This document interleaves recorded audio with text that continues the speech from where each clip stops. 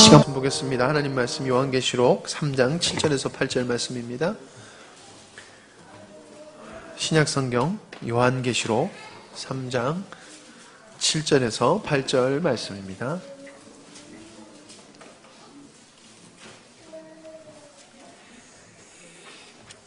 요한복음 3장 7절에서 8절 제가 읽도록 하겠습니다.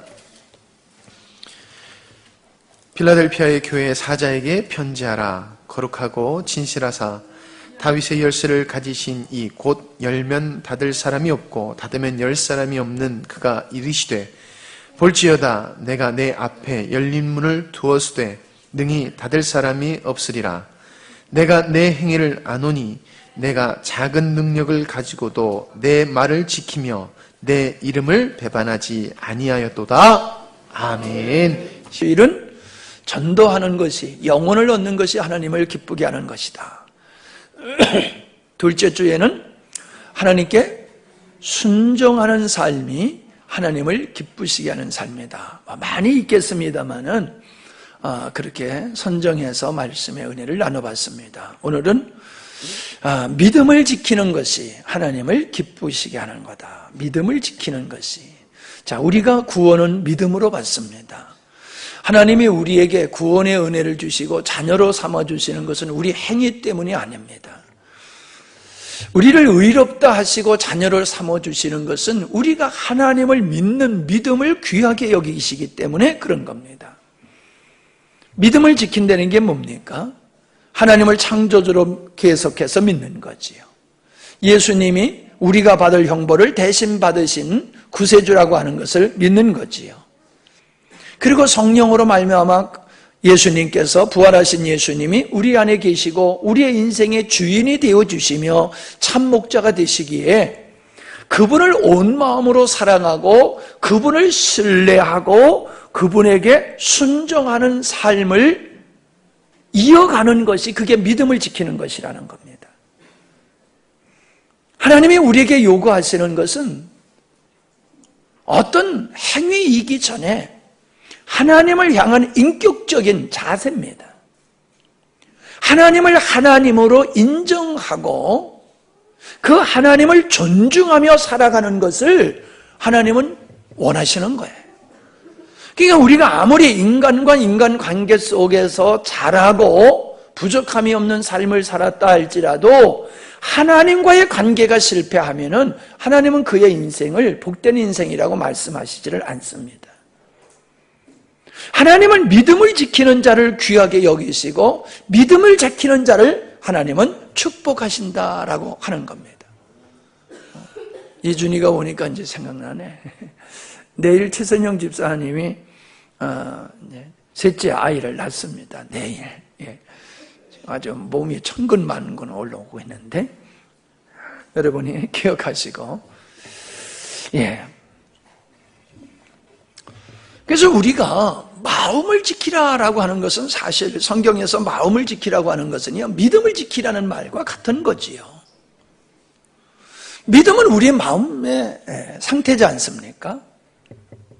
그래서 우리가 환경에 의해서 우리 마음이 바뀌어지면은 우리의 믿음도 유지가 되는 게 아니에요.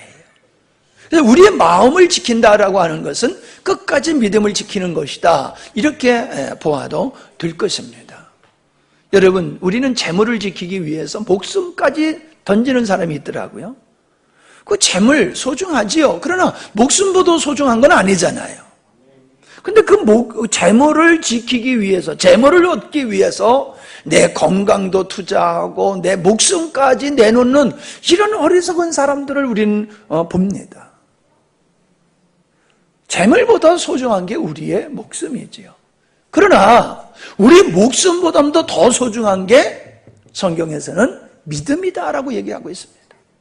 그래서 너희가 믿음을 지키기 위해서, 그 믿음의 절개를 지키기 위해서 목숨까지라도 던지고 끝까지 하나님을 향한 신앙 고백을 변치 않는 것, 그것이 가장 중요한 것이다라고 우리에게 말씀하고 있습니다. 우리가 지켜야 할 것은 재물도 아니고 건강도 아니고 명예 권세도 아니고 우리가 지켜야 될 것은 바로 믿음이다. 성경에 그렇게 말씀하고 있습니다.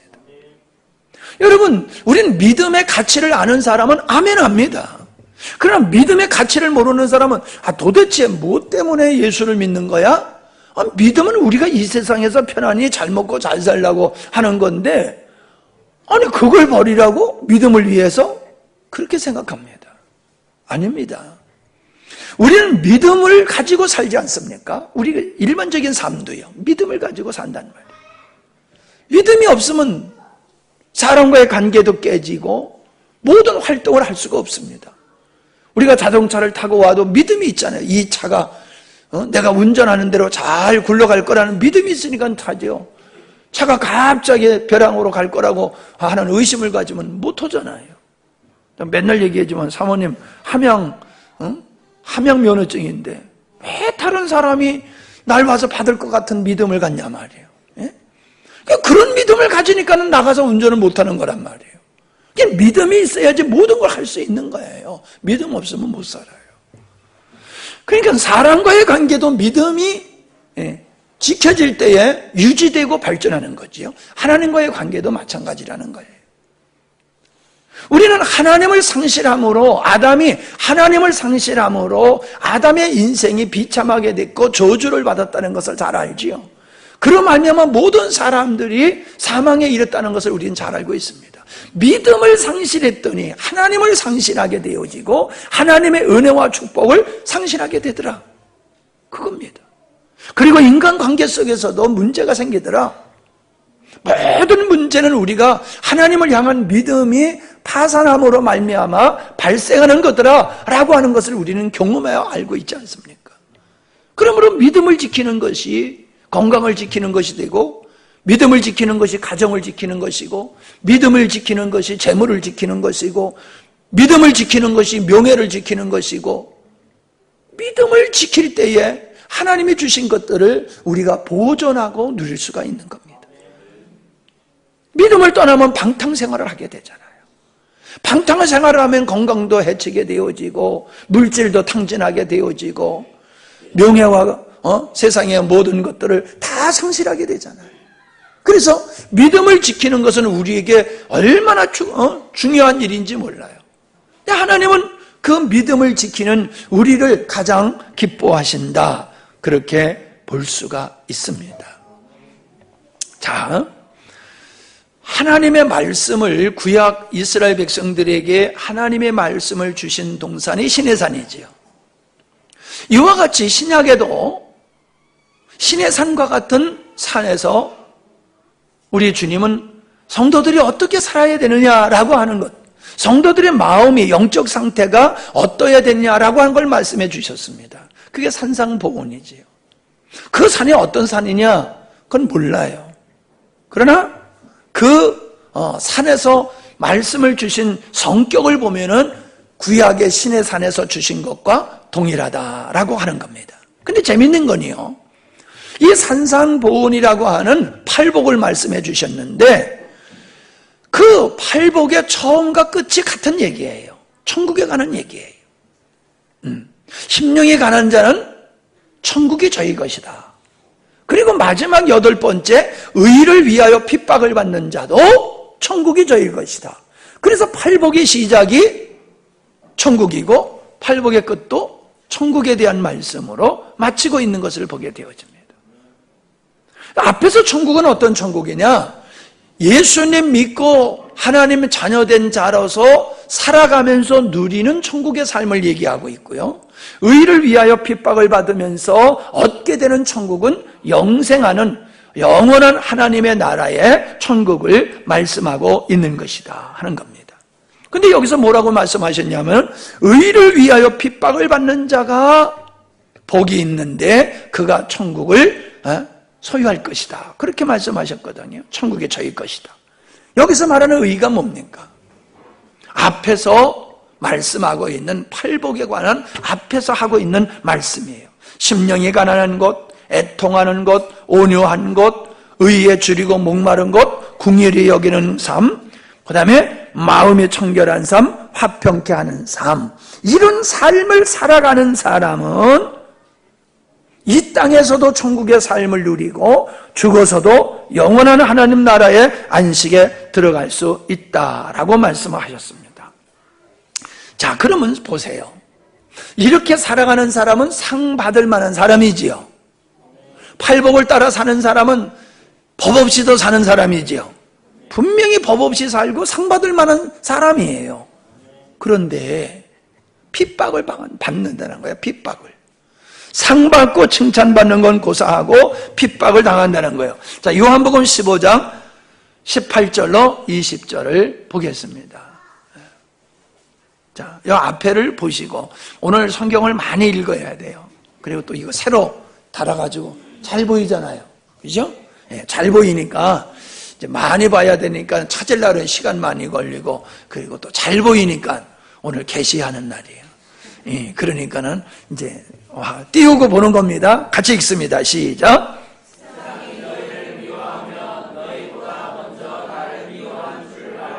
아멘. 잠깐 보세요. 너희를 미워하면 누구를 미워하는 줄 알라? 나를 미워하는 줄 알라. 예수 믿는 사람을 세상이 미워하면은 그건 곧 예수님을 미워하는 거다 그랬어요. 그 다음에 시작. 너희가 같이요. 세상에 속하였으면 세상이 자기의 것을 사랑할 것이나 너희는 세상에 속한 자가 아니요 도리어 내가 너희를 세상에서 택하였기 때문에 세상이 너희를 미워하느니라. 자, 왜 세상이 예수 믿는 사람을 미워한다고 얘기를 하고 있어요? 네, 잘 보세요. 왜 미워한다고 그랬어요? 세상에 속하여 있지 않기 때문이라는 거예요. 세상에 속하여 살지 아니한다. 그 말은 세상의 가치관을 따라서 세상 사람들이 살아가는 그 세계관과 가치관을 따라 살지 않기 때문에 그들은 너희를 핍박하게 되는데, 너희들이 그렇게 세상을 따라 살지 않는 것은 내가 너희들을 선택하여 내 것으로 삼았기 때문에 세상에서 바르게 살지만은, 의롭게 살지만은 핍박을 받게 될 거다. 그렇게 말씀하셨습니다. 자, 요한은 이렇게 말씀했어요. 요한일서 3장 13절. 요건 안 썼나? 네, 시작. 형제들아, 세상이 너희를 미워하여도 이상히 여기지 말라. 아니, 나는 열심히 바르게 사는데 왜 나를 미워하지? 참 이상하네. 그렇게 생각하지 말라는 거예요. 예. 자, 바울도 이렇게 말씀했어요. 디모데후서 3장 12절. 시작.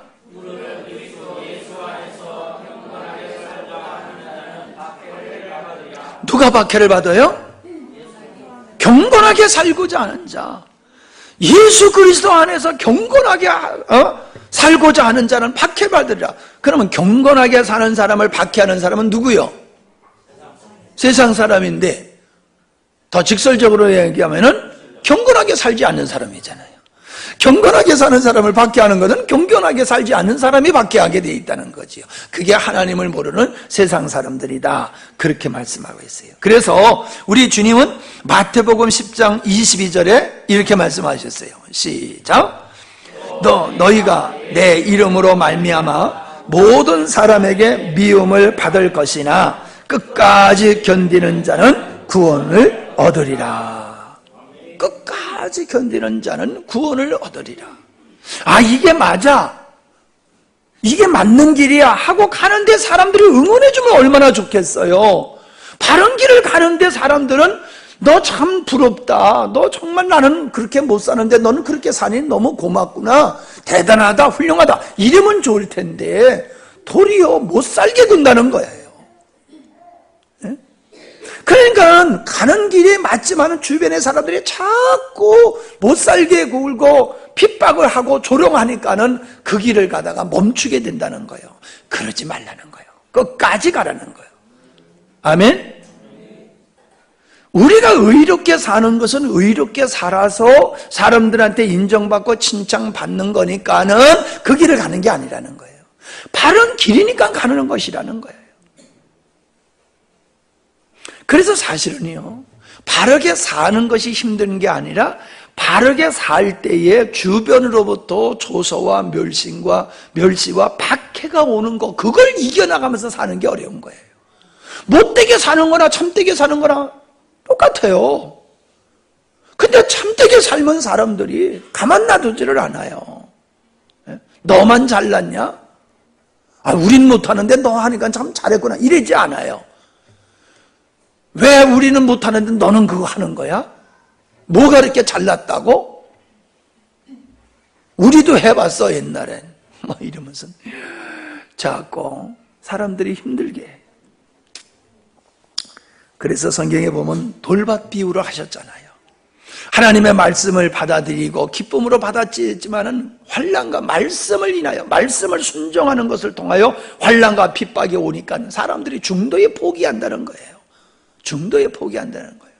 예수 믿는 게 맞아. 근데 사람들이 자꾸 비판하니까 그래, 나 예수 안 믿을게, 더 이상 괴롭히지 마, 이런다는 거예요. 그러면 안 된다는 거지.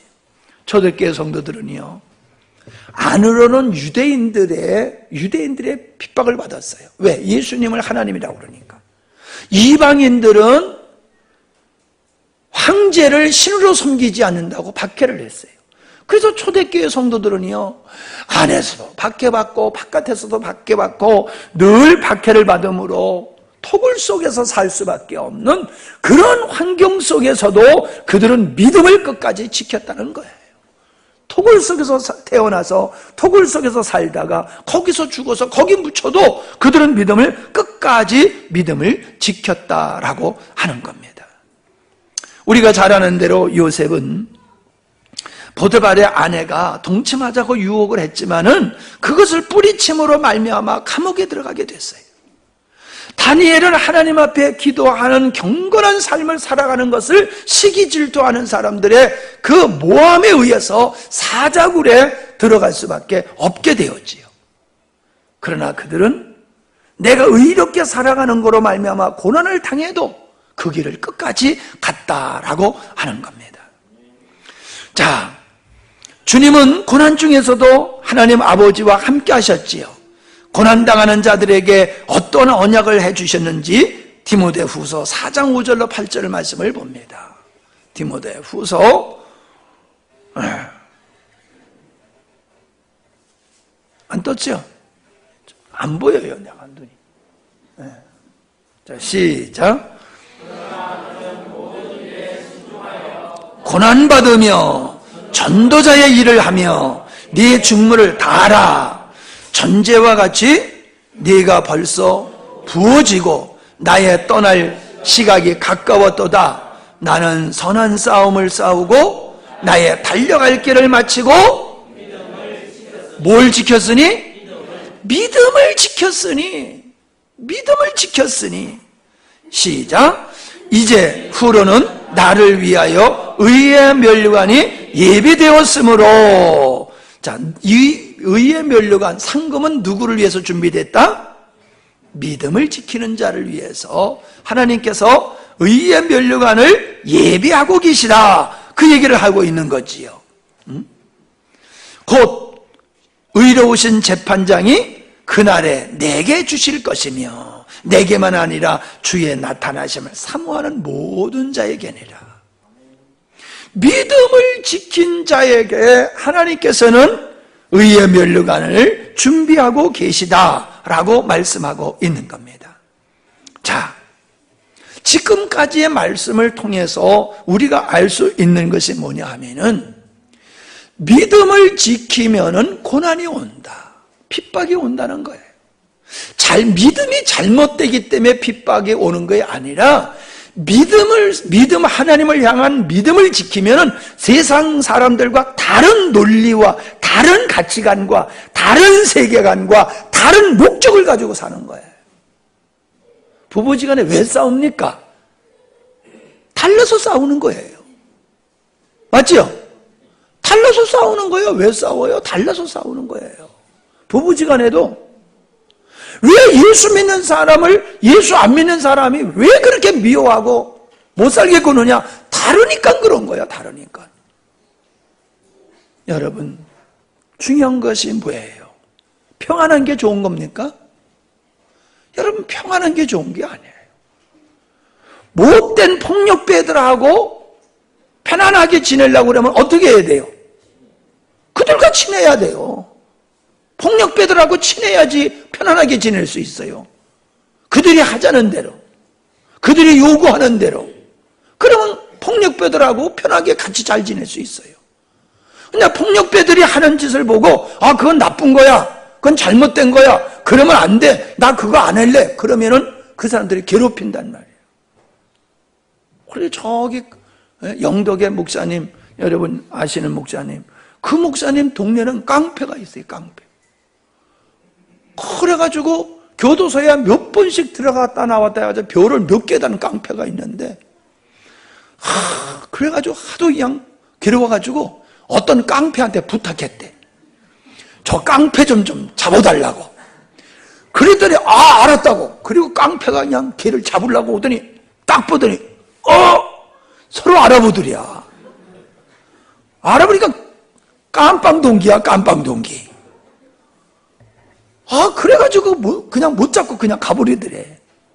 얼마나 이 사람이 아래 위도 없고 그냥 지 하고 싶은 대로 하는지 동네 사람들이 아주 그냥 학을 띄고 있더라고. 학을 띄고 있더라고. 근데 그 사람이 하자는 대로만 하면은 편안하잖아요. 근데 할 수가 없잖아요. 잘못된 짓을 하니까.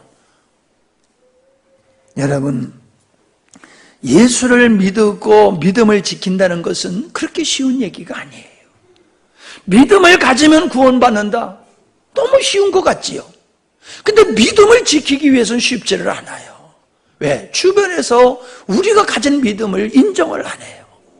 조롱하고 비난하고 박해를 하고 그런단 말이에요. 그래서 그런 환경 속에서도 끝까지 믿음을 지키는 자를 하나님께서 기뻐하시는데, 그게 요한 계시록에 나타나 있어요. 믿음을 끝까지 지킨 자를 하나님께서 어떻게 기뻐하시는가? 자, 요한 계시록 7장 9절로 14절을 보면요, 그 9절까지는 이스라엘 지파의 지파에 구원받는 숫자 14만 4천을 얘기하고 있고, 그 다음에 이스라엘 백성들 말고 각 나라와 족속과 백성과 방언 가운데서 능히 셀 수 없는 하나님이 기뻐하시고 하나님이 축복하시는 그런 사람들이 있어요. 그 사람들은 누구냐? 자, 읽어보겠어요. 시작.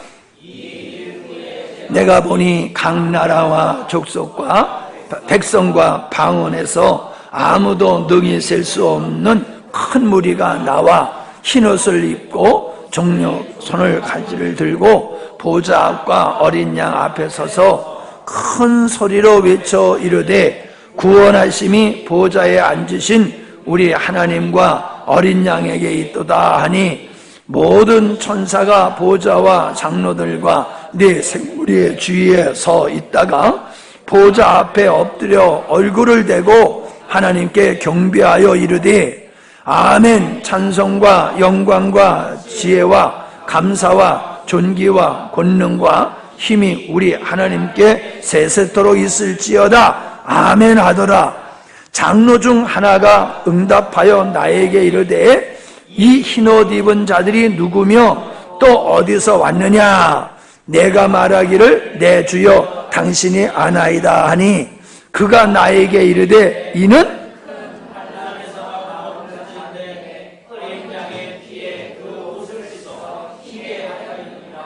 자, 어디서 나온 자라고요? 큰 환난에서 나온 자라는 거예요. 흰옷 입은 자들이. 그 흰옷 입은 자들이 누구냐라고 물어보니까 큰 환난 가운데서 이긴 자들이라는 거예요. 환난을 당하지만 믿음을 지킨 자라는 거예요. 믿음 때문에 조롱당하고 손해보고 억울한 일을 당하고 핍박을 받아도 끝까지 믿음을 지킨 자들, 그들을 큰 환난에서 나온 자들이다, 그렇게 말씀하고 있어요. 자, 요한계시록 20장 4절로 6절에 보면은 이렇게 믿음을 지킨 자들이 1000년 동안 예수님과 더불어 왕노릇하는 삶을 살 거다, 그렇게 기록하고 있어요. 같이 보겠습니다. 시작. 또 내가 보좌들을 보니 거기에 앉은 자들이 있어 심판하는 권세를 받았더라. 또 내가 보니 예수를 증언함과 하나님의 말씀 때문에 목부임을 당한 자들의 영혼들과 또 짐승과 그의 우상에게 경배하지 아니하고 그들의 이마와 손에 그 표를 받지 아니한 자들이 살아서 그리스도와 더불어 1000년 동안 왕노릇 하니. 계속이에요. 계속 띄워요. 넘겨. 잘 안 넘어가죠? 너무 많아가지고. 자, 그까지만 읽읍시다. 내가 읽을게요. 그 다음에 이 첫째 부활에 참여하는 자들은 복이 있고 거룩하도다. 둘째 사망에 그들을 다스릴 권세가 없고 도리어 그들이 하나님과 그리스도의 제사장이 되어 하나님과 그리스도의 제사장이 되어 1000년 동안 그리스도와 더불어 왕노릇하리라. 자, 이 얘기가 무슨 얘기입니까? 앞에서 보니까는 예수를 증언하는 것, 전도하는 것, 그리고 하나님의 말씀대로 따라 살기 때문에 고난을 당하는 것을 갖다가 목배임을 당한다, 이렇게 얘기했단 말이에요. 목배임.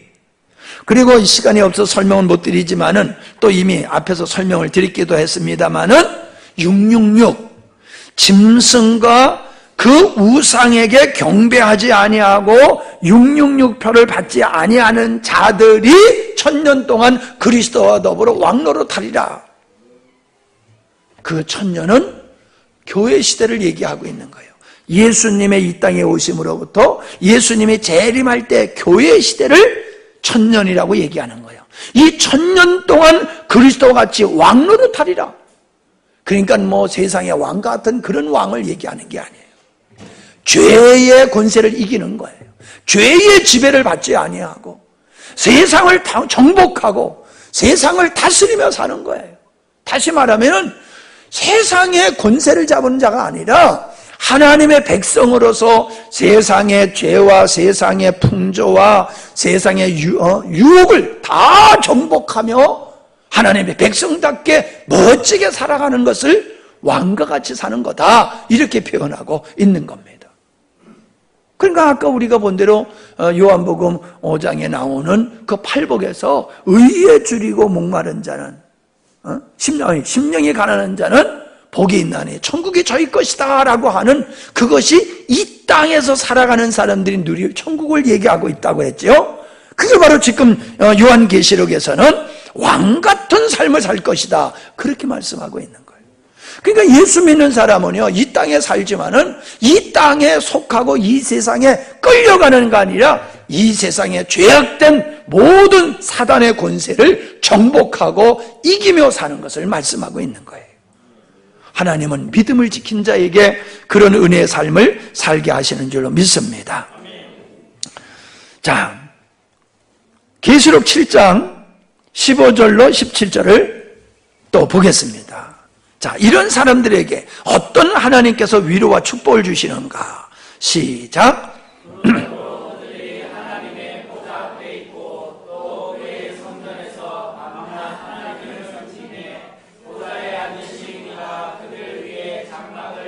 자, 여기 보니까는 그들이 누구냐? 끝까지 믿음을 지킨 자들이에요. 그들이 하나님의 보좌 앞에 있어. 하나님 보좌 앞에 있어. 그리고 하나님을 밤낮으로 예배하며 경배하게 되더라. 이것이 믿음을 지킨 자에게 하나님이 주시는 복이라는 거예요.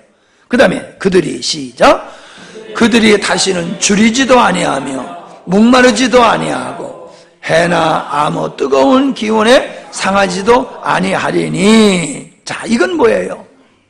우리가 하나님 앞에서 누리는 축복을 상징적으로 표현한 거예요. 목마르면 얼마나 고통스러워요. 배가 고프면 얼마나 고통스러워요. 뜨거운 태양빛에서 얼마나 힘들어요. 이렇게 고난받는 삶이 없을 거라는 거예요. 고난받는 삶이 없을 거라는. 누구에게?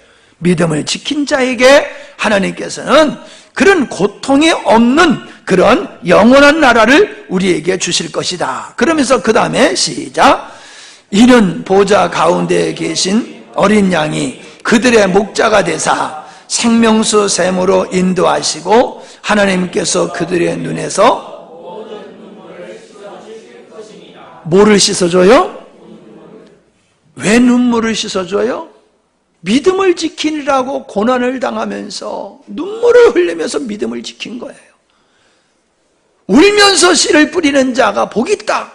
그런 것과 같이 고난을 당하면서도 그거를 눈물로 이긴 자에게 하나님께서 그 위로해 주신다는 거예요. 야, 네가 믿음을 지키느라고 내가 정말로 수고했구나. 그러면서 그 눈물을 닦아 주신다. 그렇게 말씀을 하고 있어요.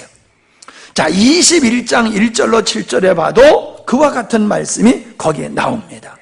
자, 21장 1절로 7절입니다. 천천히 잘 살펴보면서 읽으시기 바랍니다.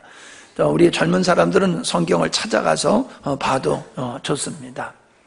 자, 시작. 또 내가 새 하늘과 새 땅을 보니 처음 하늘과 처음 땅이 없어졌고 바다도 다시 있지 않더라. 자, 이게 뭔 얘기냐? 이제 이 세상이 다 끝났다는 거예요. 예수님이 다시 재림함으로 지금까지 있었던 하나님의 최초에 창조하셨던 모든 것 싹 없어지고 이제 영원한 하나님의 나라를 새 하늘과 새 땅이다. 이렇게 얘기하는 거예요. 그걸 얘기하는 거예요. 자, 새 하늘과 새 땅이 왔어요. 이제 이 세상은 끝나고 영원한 하나님의 나라가 도래했어요. 자, 시작. 또 내가 보매 거룩한 성 새 예루살렘이 하나님께로부터 하늘에서 내려오니 그 준비한 것이 신부가 남편을 위하여 단장한 것 같더라. 그러니까 여기서 거룩한 성 새 예루살렘이라고 하는 것은 바로 교회를 얘기하는 거예요. 교회를 하나님의 집이다라고 표현하고 있잖아요. 하나님의 집, 성전이다 이렇게 표현하고 있단 말이에요. 그래서 예루살렘을 그걸 표현하는 것이거든요. 예루살렘이 바로 교회를 상징하는 것인데 새 예루살렘이라고 그랬어요. 이 땅의 교회는 그냥 예루살렘이야. 그런데 영원한 새하늘과 새 땅에 구원받은 하나님의 백성들을 가리켜서는 거룩한 성 새 예루살렘이다 이렇게 표현을 하고 있습니다. 자, 그들은 신부가 남편을 위하여 아주 아름답게 단장한 것 같더라 그렇게 말씀하시면서 시작.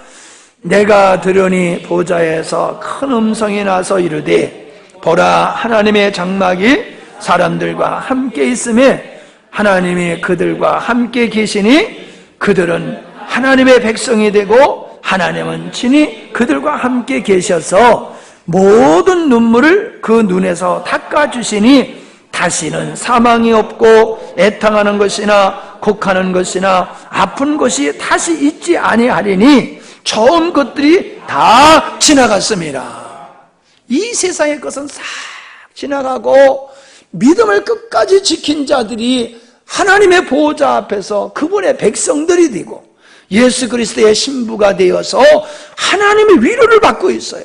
눈물을 씻겨주시고 거기선 다시금 믿음을 지키느라고 당하는 사망이 없고 믿음을 지키느라 당하는 고통이 없단 말이에요. 이 세상에서 육신을 가지고 겪게 되는 그런 아픔과 이별도 없단 말이에요. 하나님이 주시는 이 축복은 사실은 말로 다 표현할 수가 없지요. 가봐야 알지요. 가보면 아 이게 그런 거로구나 할 거예요.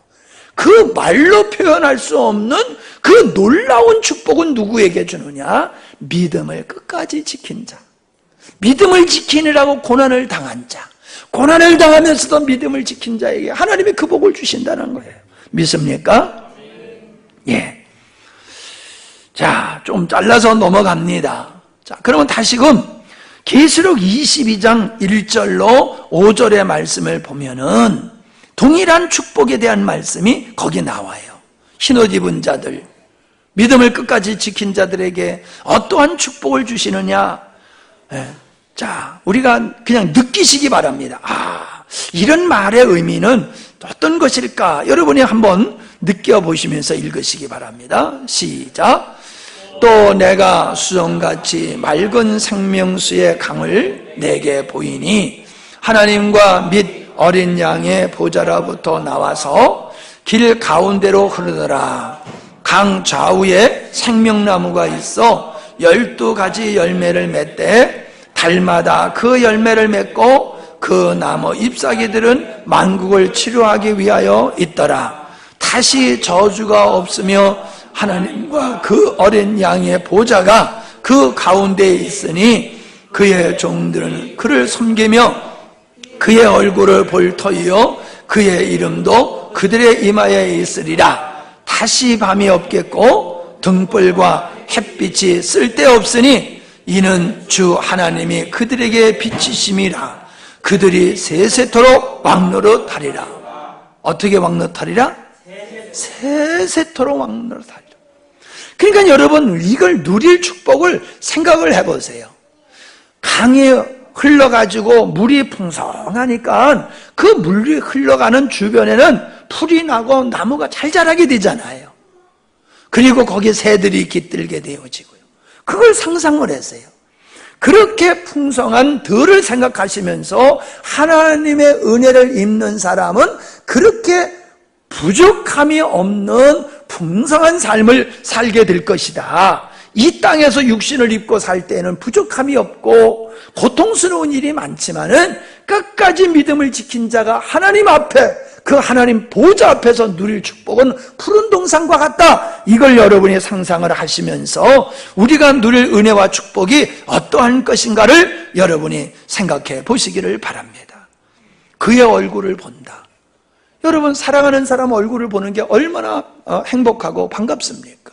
오래간만에 친구를 보면 얼마나 반갑습니까?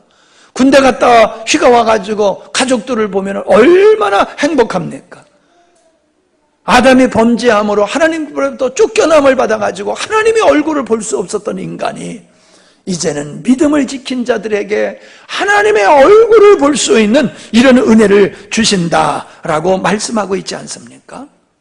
자, 이것은 계시록 22장 12절에 보면은 하나님께서 반드시 행한 대로 갚아주신다는 거예요. 시작.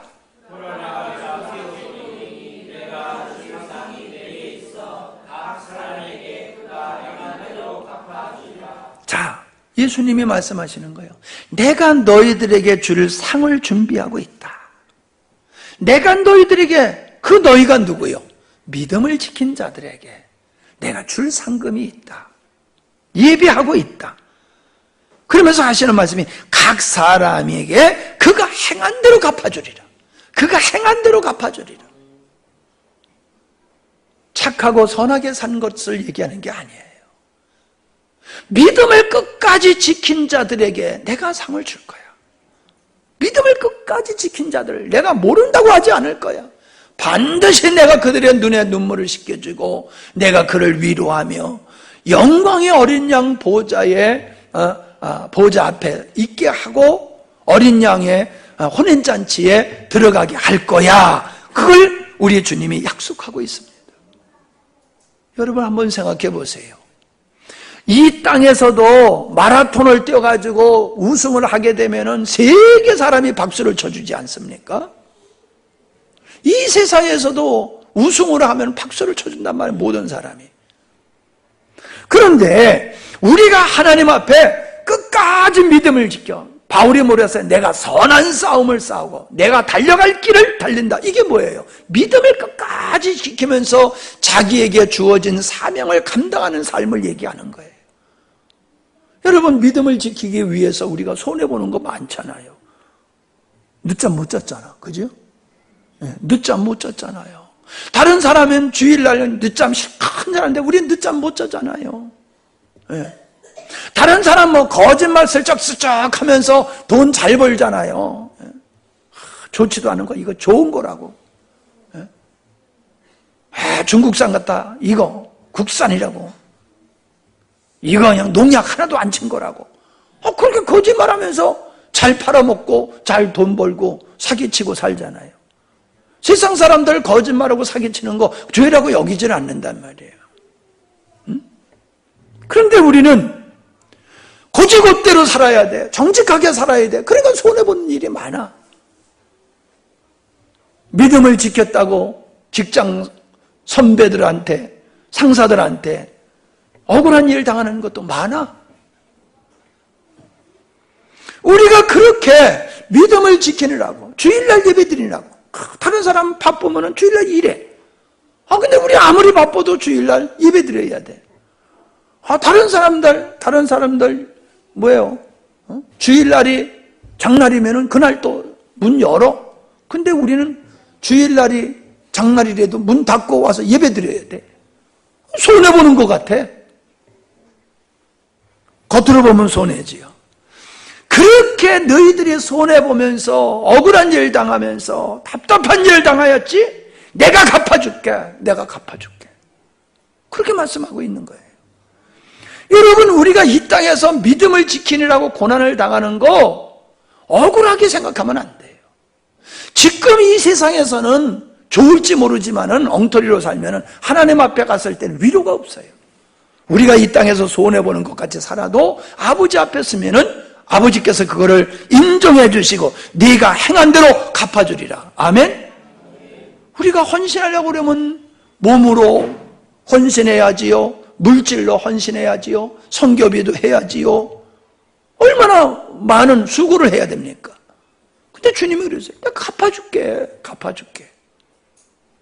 세상은 잠시지만은 이 새하늘과 새 땅은 영원한 나라야. 영원한 나라에서 너희들이 세세토록 왕과 같이 사는 영광을 내가 줄게. 아멘? 이걸 믿는 게 믿음이요. 이걸 믿고 살아가는 게요. 이걸 믿는 게 믿음이요. 근데 예수만 믿고 천국 가려고 그러지 이런 믿음은 하나도 없어. 그러면 건강한 믿음이 아니다. 그 말입니다. 바울이 말씀했잖아요. 나의 달려갈 길과 나의 싸움을 멈추지 아니하고 이겼다. 믿음을 지켰다. 얼마나 그게 귀한 것입니까? 사도 바울은 이러한 믿음을 지키느라 얼마나 많은 고생을 했는지 몰라요. 그게 바로 고린도후서 11장 21절로 27절까지의 말씀이지 않습니까? 하나님의 백성으로서의 책임과 의무와 사명을 감당하느라고 얼마나 많이 고생을 했어요. 같이 읽어봅니다. 시작.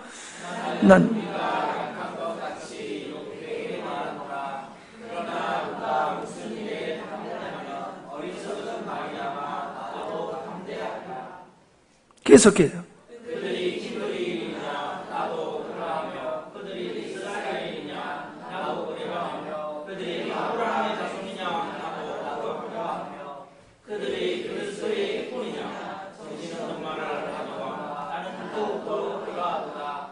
내가 수고를 넘치도록 하고 옥에 갇히기도 더 많이 하고 매도 수없이 맞고 여러 번 죽을 뻔하였으니 유대인들에게 40에 하나 감한 매를 5번 맞았으며 3번 태장으로 맞고 3번 돌로 맞고 3번 파선하고 일주야를 깊은 바다에서 지냈으며 여러 번 여행하면서 강의 위험과 강도의 위험과 동족의 위험과 이방인의 위험과 시내의 위험과 광야의 위험과 바다의 위험과 거짓 형제 중에 위험을 당하고 또 수고하고 애쓰고 여러 번 차지 못하고 줄이며 목마르고 여러 번 굶고 춥고 헐벗었노라.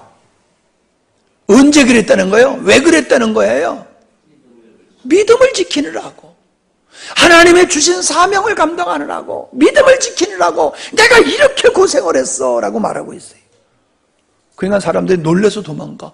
어이구, 난 그럼 예수 안 믿을래. 예수 믿으면서 그렇게 고난당하려면 나 안 믿을래. 그 믿음이 없는 사람은 무서워서 도망가요. 근데 믿음이 있는 사람은 할렐루야, 그렇게 고난당해도 괜찮아. 나는 고난을 당하면서도 믿음을 지킬 거야. 왜? 영원한 하나님의 나라가 예비되어 있고 행한 대로 갚아질 주님의 언약이 있기 때문에 나는 그 길을 갈 거야. 이게 믿음 있는 사람의 모습이에요. 아멘? 저는 이거를 수없이 읽었지만 오늘 읽으면서 참 부끄러운 생각이 들어요. 내가 주님 때문에 얼마나 위헌 일을 많이 당했었을까. 내가 주님 때문에 얼마나 많은 사람에게 내가 미움을 받고 돌에 맞고 위험에 처했었나. 내가 얼마나 수고하고 얼마나 애를 썼나. 주껏 말이만큼 애쓰고 수고하고 안 알아준다고 섭섭한 마음을 갖지 않았었냐 말이에요. 주님 때문에 자지 못하고 교회 일 때문에 자지 못하고 줄이고 목마르고 굶고 춥고 헐벗은 일이 있었던가. 내가 있었지요. 과거에. 요즘은 내가 봤을 때에 이런 게 별로 없는 것 같아요. 뭐 일부러 바깥에 나가서 춥고 떨고 그럴 필요 없어요. 날로 만들어서 떳떳이 떼고 살면 돼. 근데 그거 말고 선교지 가가지고 저 추운 선교지 가서 저 더운 선교지 가서 복음 전하라고 고생하는 일이 나에게 있었냐 말이에요. 별로 없어요. 그냥 좋은 환경에서 지금은 목회를 하고 있잖아요. 부끄러운 생각이 들어요. 우리 같이 부끄러운 생각이 들어야 될 줄 압니다. 정말로 내가 믿음을 지키는 것은 예수님에 대한 신앙 고백만이 아니에요. 그 믿음을 가졌기 때문에 내가 살아가는 삶, 그 삶에 고난이 따른다 할지라도 끝까지 내가 그 믿음을 따라서 고난의 삶을 살았느냐, 이걸 우리가 생각해 봐야 될 줄 믿습니다. 히브리서 11장은 믿음의 사람들이 그 믿음으로 하나님을 기쁘게 하는 삶을 살았던 것을 기록하고 있습니다. 그런데 그들은 어떻게 하나님을 기쁘게 했느냐, 어떻게 믿음으로 하나님을 기쁘게 했느냐 하면은 고난 중에서도 끝까지 믿음을 지킨 것을 얘기하고 있어요. 자, 또 읽습니다. 오늘 많이 읽지요. 자, 시작. 예. 왜? 아직 안 넘어갔어요? 그걸 내가 절수를 안 적어줘가지고 지금 그러는구나. 히브리서 11장. 자, 제가 읽을게요. 그들은 믿음으로 나라를 이기기도 하며 의를 행하기도 하며 약속을 받기도 하며 사자들의 입을 막기도 하며 불의 세력을 멸하기도 하며 칼날을 피하기도 하며 연약한 가운데서 강하게 되기도 하며 전쟁에 용감하게 되어 이방인들의 진을 물리치기도 하며 여자들은 자기의 죽은 자들을 부활로 받아들이기도 하며 또 어떤 이들은 더 좋은 부활을 얻고자 하여 심한 고문을 받되 구차에 풀려나기를 원치 아니하였으며 또 어떤 이들은 조롱과 채찍뿐 아니라 결박과 옥에 갇히는 시련도 받았으며 돌로 치는 것과 톱으로 켜는 것과 시험과 칼로 죽임을 당하고 양과 염소의 가죽을 입고 유리하여 궁핍과 환난과 학대를 받았으니 이런 사람은 세상에 감당치 못하였느니라. 그들이 광야와 산과 토굴과 동굴과 토굴에 유리하였느니라. 믿음을 지키면서 고난 속에서도 믿음을 끝까지 지키는 사람의 삶을 어떻게 표현을 했느냐 하면은 광야와 산과 동굴과 토굴 속에서 숨어 사는 이런 것으로 표현을 했어요. 믿음이 없이는 하나님을 기쁘시게 할 수 없다. 그 말씀을 히브리서 11장 앞에서 얘기하고 뒤에 가서 하시는 얘기는 믿음을 지키는 자들은 조롱과 채찍을 받을 뿐만 아니라 결박과 옥에 갇히기도 하고 시련을 받으며 돌로 맞기도 하고 톱으로 켜서 죽이는 일과 시험과 칼로 죽임을 당해서 양과 염소의 가죽을 입고 유리하고 궁핍하는 환난과 학대를 받았다. 그 궁핍과 학대가 어떤 것이냐? 광야와 산과 동굴과 토굴에서 지내는 것과 같은 고난을 겪었다. 그래도 그들은 믿음을 지켰다. 할렐루야. 여러분, 예수를 믿으니까 모든 게 좋고 좋은 것이라고 생각하면 착각입니다. 믿음을 지키는 자는 믿음 때문에 가진 걸 다 뺏기기도 하고 죽임을 당하기도 하는 일이 지금도 지구상에서 얼마나 많이 일어나냐 말이에요. 제가 밴드에 올려놓은 거 여러분 읽으셨지요? 뭐라고 그랬어요? 북한에서 가짜로 교회를 만들어서 가짜로 그래서 아주 성분이 좋은 사람만 뽑아가지고 예배를 참석하게 했어요. 그러니까 그들은 쇼하러 오는 거야. 예배 드리러 오는 게 아니라 남한에서 온 사람, 미국에서 온 사람, 외국에서 온 사람들한테 우리 북한에도 기독교가 있다, 요거 선전하려고 쇼로 예배를 드리는 거예요. 쇼로 예배를 드려. 근데 쇼로 예배 드리다 보니까는 진짜 믿음이 생겨버렸어, 이 사람들이. 이게 진짜네? 이게 쇼가 아니고 이게 진짜네? 그러니까 북한 당국이 보니까 이것도 쇼로 하는데 진짜 예수를 믿네? 골치가 아프게 된 거예요. 쇼로 하는데 진짜 믿게 돼버린 거예요. 그래서 이 사람들이 처음에는 그냥 예배를 쇼하러 가기 싫어가지고 안 가려고 막 그러다가 이제 믿음이 생기니까 제발로 먼저 뛰어오는 거예요. 제발로 먼저 뛰어오는 거예요. 그러니까 이거 안 되겠다 해가지고 못 오게 만드는 거야. 못 오게 이제는. 그러니까 사람들이 빙빙 예배당 근처에서 거닐면서 기도하는 거예요. 하나님을 향하여 기도하는 거예요. 쇼로 예배에 참석했다가 진짜 믿음을 갖게 됐단 말이에요. 그러면서 그 사람들이 고백하는 거예요. 나는 진짜 예수님을 믿는다. 진짜 하나님 살아계신 거, 예수님을 나는 믿는다. 죽음을 각오하고요. 제가 작년 연말에 포항에 가서 탈북자, 소령 출신 탈북자를 만났거든요. 한 청년이 중국에 갔다가 예수를 믿고 돌아온 거예요. 예수를 믿고 돌아왔는데 이 청년이 자기가 예수님을 믿는다고 고백을 해버린 거예요. 나는 예수님을 믿는다. 그러니까 북한 당국이 너 예수님을 믿지 않는다 그러면 살려주겠다. 그러니까 나는 죽어도 예수를 믿겠다. 그래가지고 이 사람이 진짜 예수쟁인가 아닌가를 그걸 확인하기 위해서 탈북하신 그분을 가짜 죄인을 만들어가지고 그 깜빵에 같이 집어넣은 거예요. 그래서 이분이 들어가가지고 설득을 했다는 거야. 야, 젊은 네가 그냥 예수 모른다고, 예수 안 믿는다고 그러면 너 살아나. 그런데 너 끝까지 예수 믿는다 그러면 너 죽어. 그러니까 제발로 예수 믿는다고 그러지 말고 안 믿는다고 그래. 아무리 설득을 해도 이 청년이 말을 안 듣더라는 거예요. 그래서 그때 자기가 봤을 때는 이 또라이로구나, 이거 미쳤구나, 이건 죽어도 괜찮아. 그래서 보고서를 다 썼다는 거예요. 보고서. 얘는 진짜 예수쟁이기 때문에 죽어도 괜찮습니다 하고 보고서를 써가지고 올려가지고 그 청년이 사형 선고를 받았다는 거예요. 그리고 자기가 탈북해가지고 이 땅에 와가지고 자기도 예수 믿는 거예요, 이제는.